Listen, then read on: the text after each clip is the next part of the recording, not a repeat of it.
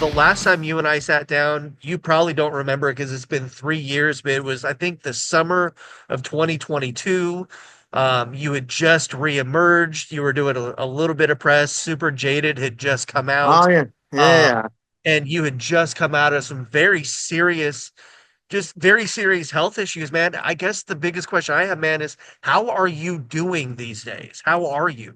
I'm doing great, man. Yeah, I just yeah, that I remember that well, just almost dying, but I'm doing much better now, man. It's so crazy. It was such a whirlwind Mhm. of like a year of my life of like just like getting hit upside the head with reality, and then it's like sometimes I don't even remember that like it Right. happening. So it's crazy. It's It's like wild.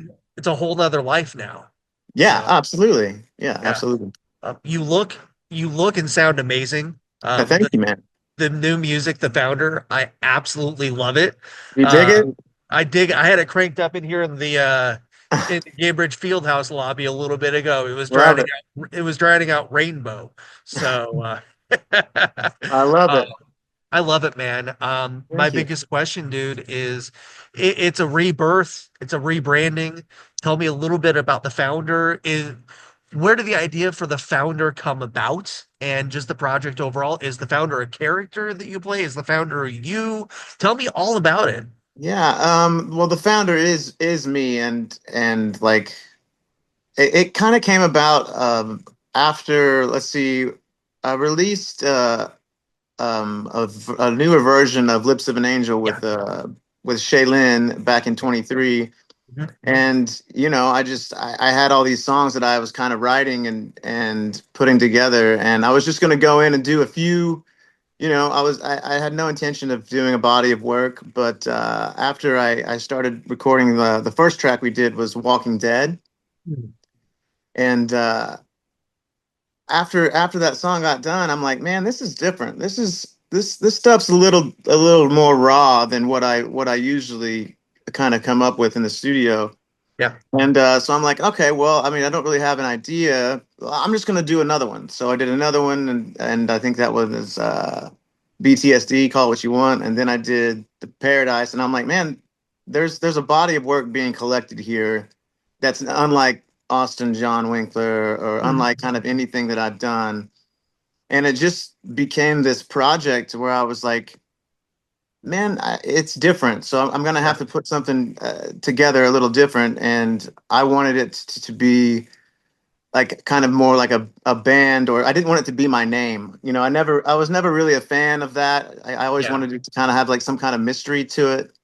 So I came up with the founder, and that's kind of like I am the uh, head creator of all things on it, and that's how it's going to be forever. And like if I write a founder song, I'm always going to be the only one that can sing it. Right.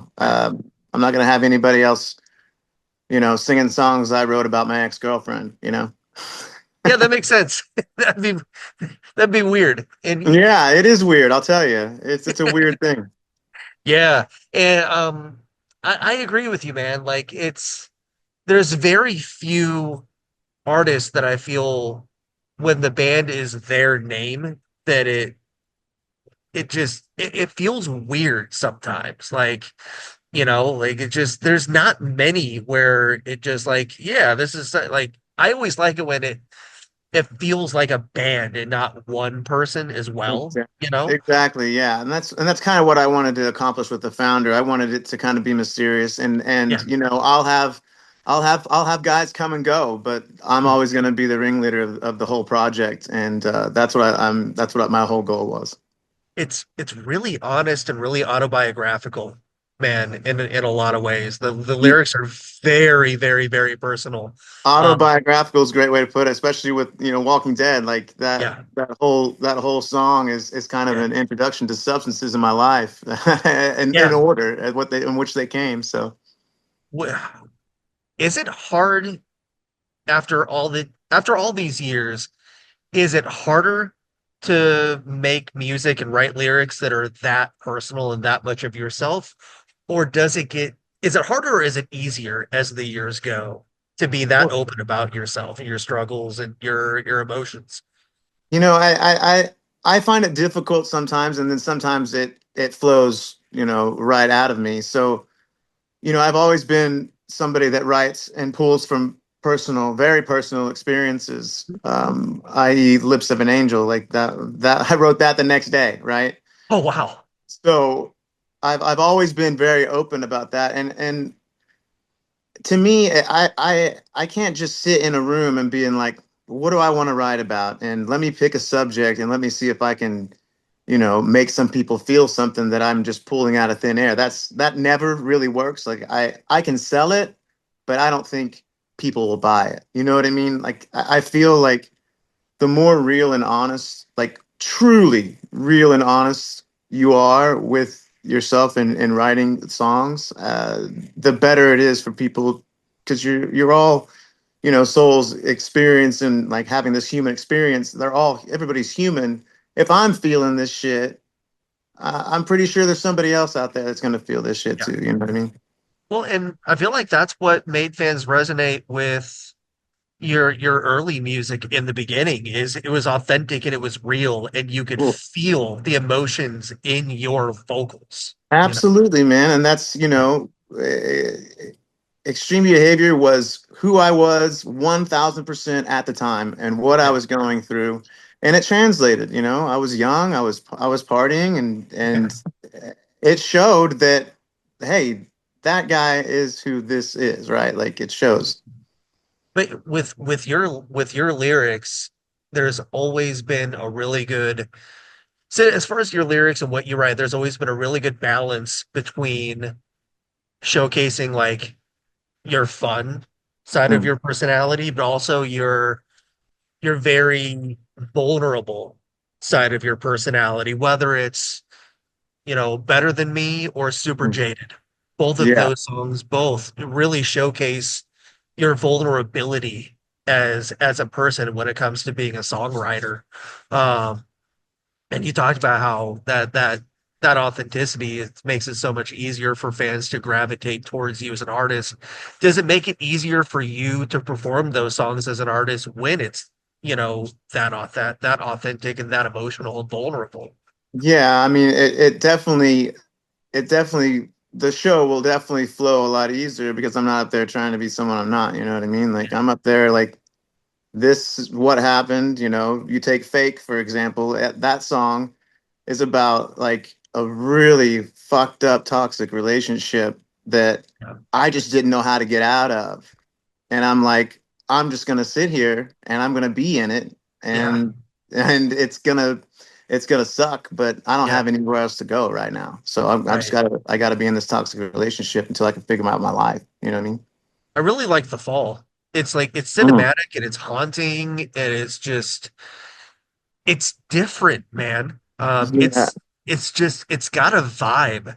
And you can tell that I feel like that song came from a dark place, but can Oh you tell me a little bit about the fall and why that one was the perfect song to end the EP as well? man, yeah. That song was the last one too for the EP, and I it's one of those songs that I had never thought that I'd have to write. It was about, a relationship that I thought would always be in my life, and it ended, and it crippled me, man. It literally, like, it took years away from my life for me to try to get over that. And you know what? I'm still not over it, you know? Right. That's hence the fall, like in the song. Like I'm still hanging on. Like Yeah. there's something about me that can't let that go because Hmm. of how powerful the relationship was in my life. I've And had those. Yeah, yeah, I've had those where, it ends one year and like 5 years later, you're still feeling the effects of it, and like yeah, I'm one of my best friends, him and I had a relation, long-term relationships, and the same week in the exact same way. I got over mine in a few years, but like even 12 years later, man, he was calling me like, I just don't understand. Like, why? I don't get it. And it's that's just it. like, And that's pretty much the whole song. It's me going, what the fuck? Yeah. happened, and why am I still holding on to this? Yeah. Even though they, fucked me over. You know what I mean? It's something that, along those lines. How am I still holding on to this shit? Right. And then you uh sometimes that video, um, Yeah, man. whose idea was it, man? That was Who's my crazy idea. I sat down with my director, who also did my American Dreams video, okay. a guy named Jack Dyer, great guy, and I I had the whole vision of the video with just thinking of the bridge in mind, with my heart's drunk driving, swerving in the other lane, and I'm like, what if we just, because the song really is kind of a little heavy, you know what I mean? Yeah. It's so I wanted to kind of make the video on the lighter side of things, Yeah. and it was just I was like, what if we had this huge human heart driving, and Love's in the passenger seat, and I'm actually in the back seat, barely hanging on. Like, what if we put it in front of a green screen, and Jack, his eyes lit up. He's like, let's fucking do it. And once we started that, the heart became such a character. I was like, you know what? This he needs to be in almost every scene with me, as as representation of my heart, always putting it out there, and it always kind of like it just being me in the heart at the end of things. Yeah. And Yeah. it was a lot of fun to shoot, and yeah, I think it turned out pretty dope. Some of the best video ideas I feel like come from this really fucking crazy idea that somebody had one day. And somebody just said, what if we just fucking do this? And somebody says, yes. Like I work in pro wrestling and some of our best videos we've done, somebody's just like, what if we do this? And somebody's like, fuck it. Let's see Yeah, what happens.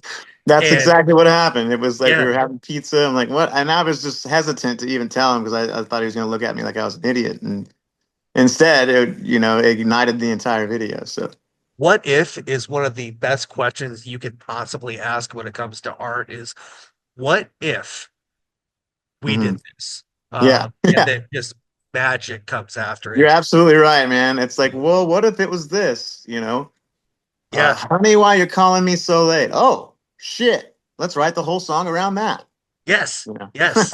And I just love how, there's this juxtaposition in the video of you you in the your character in the video is going through some of the worst moments that you can go through, whether it's the scene in the bar, Mm. and there's just this heart with this big fucking smile just sitting there just taunting you the Yeah, whole time and just following you. It's just like love is just it to me it says that no matter how shitty things get, like there's something positive not that far behind you, right. just ready to take over.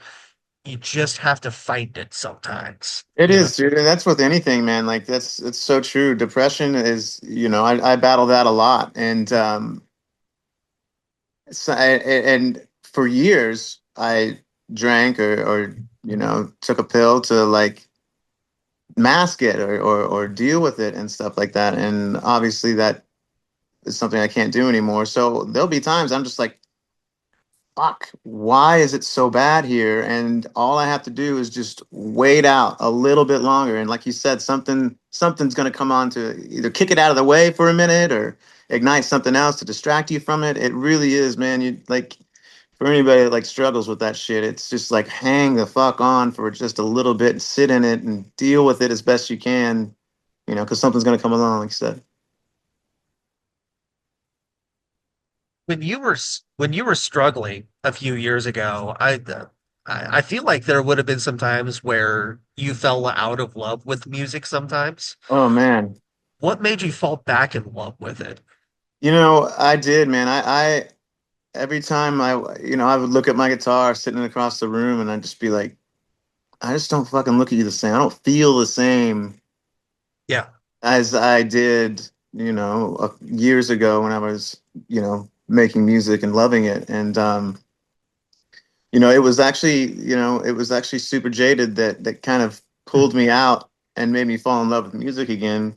And it's all, just digging and me finding that right kind of message to say and translating, and it's finding, I mean, I guess you could say finding my voice again, as cheesy as that sounds, but it's like, That makes sense. no, that song is how I fucking feel, and I'm able to put these lyrics in it, and this is exactly how I want to present this song to the world, and that's what pulled me the fuck out of music, or pulled me out of my funk of just not being in love with it anymore. That made me fall in love with it again. When you release Super Jaded, like the amount of like love that Mm. you got from just the rock community and the fans in general, um, did that help you find your confidence again too? Oh, absolutely, absolutely. You know, it's addicting. You know, whenever you can sit there and write something that truly resonates with people and they feel it, you know, in their bones. It's like, okay, man, I need to dig a little bit more and see if I can come up with, you know, another song that will help people and help. It helps me just as much as it helps them. You know what I mean? It's Yeah. therapy 101 for me. What can you tell me about the song BTSD, Call It What You Want? That's my favorite song on the EP Oh, so I far, think besides The Fall. The Fall's just addicting, man. it Like, is. That's exactly. People say that. People say I can't stop coming here and listening to this fucking yeah, song. I don't know what it is. It's Like, a like you it's said, it's a vibe, man. yeah. But tell me about Call It What You Want, because man, when I was driving down to Indianapolis this morning, man, I had the windows down, going 80, 85 on the interstate, man, and that song just it felt good, man. Good, That man. song felt good. I love hearing it. You know, that song kind of kind of just poured out of me a couple of different times. I mean, I had a portion of a song, and then I also had like I started writing the pre-chorus of "Call It What You Want," and I just had that. I'm drinking, but I'm trying to move on. It's the only thing I ever really know, and that's all I really had right there. And then I just the rest of it, while I was just sitting there jamming, it came out, and it was like. I love to play with fire. I'm burning by design. I feel like I was born to self-destruct, but you can call it what you want. Because I mean, you know, it just flew right out of me, and I uh, I was like, shit, that's it right there. Like that, whatever the hell I just said. I'm glad I recorded it. Is and it just kind of set the tone for the rest of the song. And you know, that's something how a true fucking feeling. It's like I don't wake up and being like, what can I fucking do to blow up my life today? What can I do? I don't do that. Nobody does Right, that. right. Nobody does that intentionally. But it for a string of like, you know, seems like 7 to 10 years, I was doing that to my life. I was going about 3 years, and then I was like, I'm gonna blow everything up in this fucking life and start over. And like, it wasn't intentional by any means. It just kind of seemed like it was happening. And I was like, I feel like I was just born to like get to a certain point where I'm fucking happy, and then blow that up, and then start a whole new journey. Like I don't even know how to describe it, and that's why where the call it what you want, call it whatever it is. If you feel like it, and then you want to call it something different, call it that. But for me, it's I feel like I was born to self destruct, and a lot of people are really digging that one too. Yeah.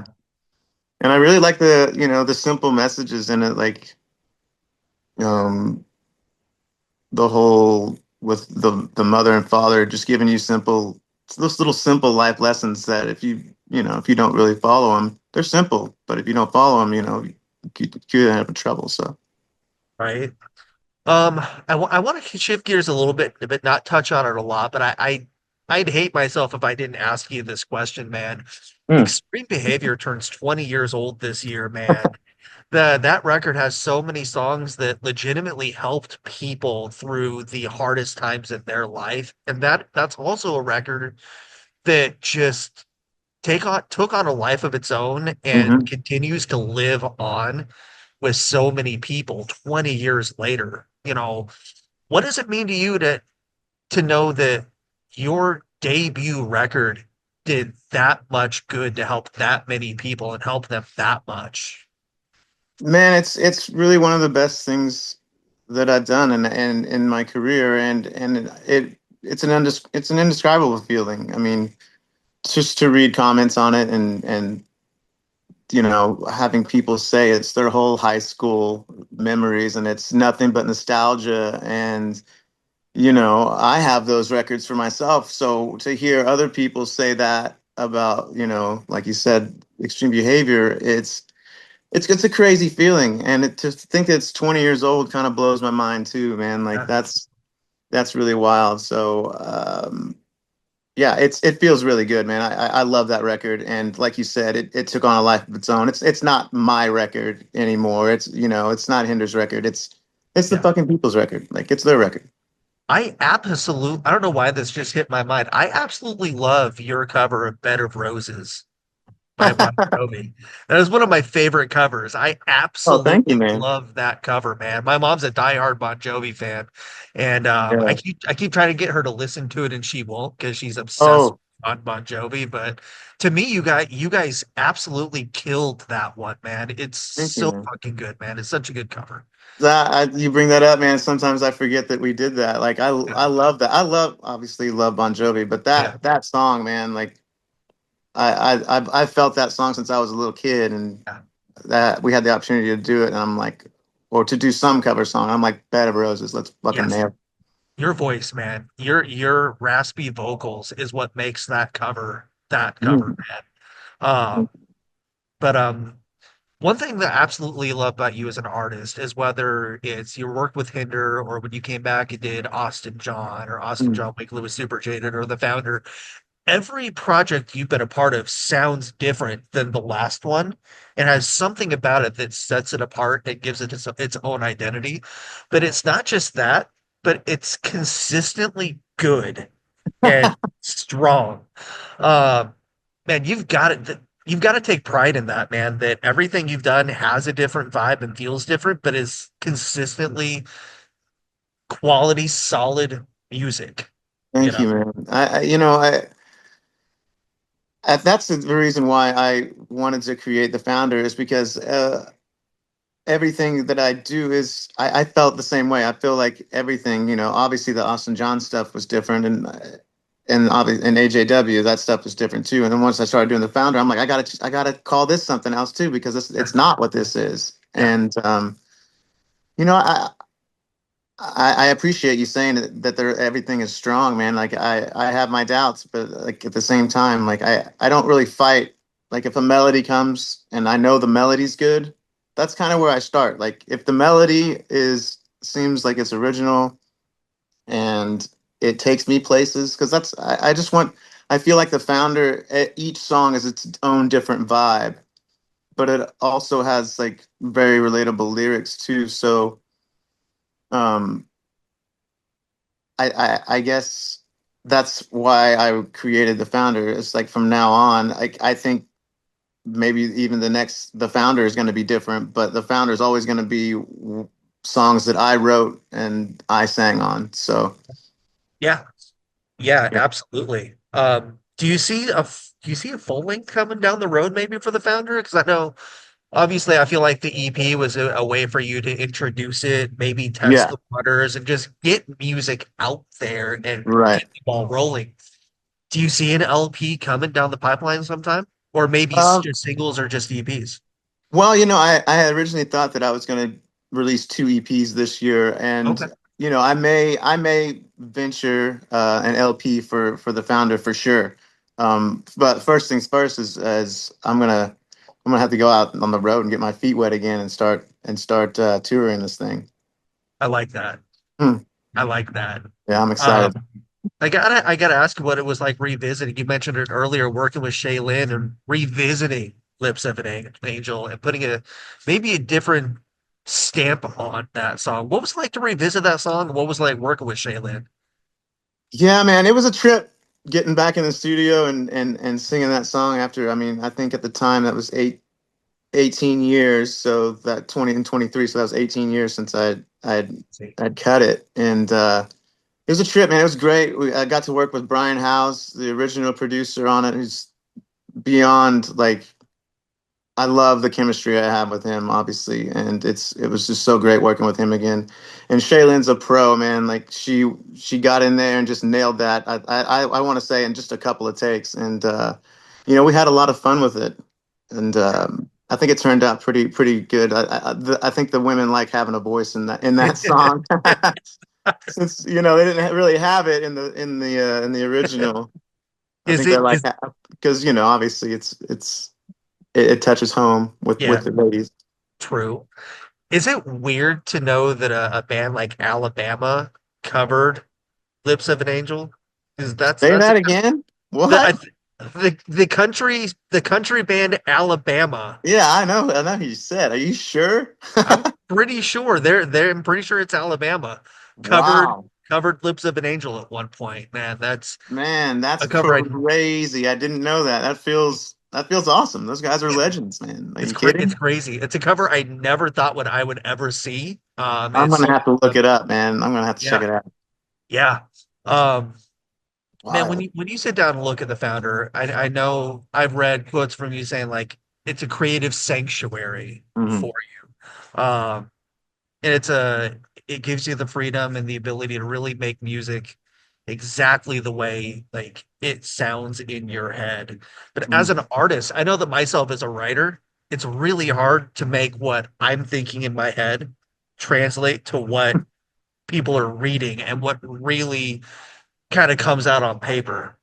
Is it hard to translate what's in your head perfectly to what we're hearing in the final product? Is that a tough, like, Absolutely no. It's a difficult thing. I lose sleep over it. It's not something that comes easy, because you want it to be not necessarily perfect, but you want it, like you said, you want it how you hear it in your head, which may not be yeah, perfect, but that's what you're going for. And lyrics, I mean, I mean, we Paradise, the track that opens the EP, like that was like in three or four different stages and orders of songs. So I would chop it up and be like, oh well, let's start with the chorus, or let's pull this here and move this, and that whole arrangement of Paradise is really kind of unique. I mean, there's one verse, there's a bridge in the middle of nowhere that comes. You think in the second verse, and then a guitar. There's just solos everywhere. Like yeah. it's a lot of trial and error, to be honest. A lot of getting into the studio, and it took it's a lot of work. And the guys I had on the record, Brennan Hunt, Randy Sanders, and Corey White, those guys are pros, and they got the assignment and they nailed it for sure. Yeah, that's awesome. When you hear the final product, when you sat down and heard the founder of the EP all the way through the Walking Dead, man, what were some of your first thoughts and reactions when you heard this all the way through when it was finally done for the first time? Man, it's a big sigh of relief, a big sigh of like, okay, man, I think I can do this. Like this. I still have it. I think I still have it. I can I still move people with my music, and there's been nothing but positive, positive feedback on this thing, and Yeah. I can't wait to get it out there and give it a real shot and tour this thing. Have you thought about what touring and the live show might look like when it comes to taking Um, this thing on the road? Yeah, man. It's coming together right now. There's some tour dates locked in, and we're going to start the touring about the end of July with. I won't say the bands I'm touring with yet, but it's gonna be a lot of fun, man, and it's gonna be raw, and it's gonna be I'll play Super Jaded, and that's what's so great about it. I'll play songs that you're familiar with, and then I'll obviously play the EP. That's awesome, man. Dude, when you hit the road, if you come anywhere near Indianapolis, man, I've got to see this stuff live, man, because like Absolutely, buddy. Hit me up. I will, man. I can tell that this is a really personal project that means a lot to you as a person and as a Mhm. songwriter and as an artist, man. And I feel like when you see music live, you're seeing it in its truest form. Absolutely. And so I really want to see this stuff live, man. You killed it here. Thank you, man. Thank you so Yeah. much. I appreciate that. Absolutely, man. Dude, thank you so much for taking time to talk to me today. I love the Killer Clowns from Outer Space coffee mug. Oh, yeah, man. You I know, absolutely love it. I uh I watched that movie, I guess maybe when it first came out on TV, and I was Oh, like, I don't know, 9, 8 maybe. And I remember I was in my grandparents' house and everybody was still asleep. It was like 6 in the morning, and I got up early and I turned it on and I just could not take my fucking eyes off the screen. I was like, what is this it's shit? out so outrageous.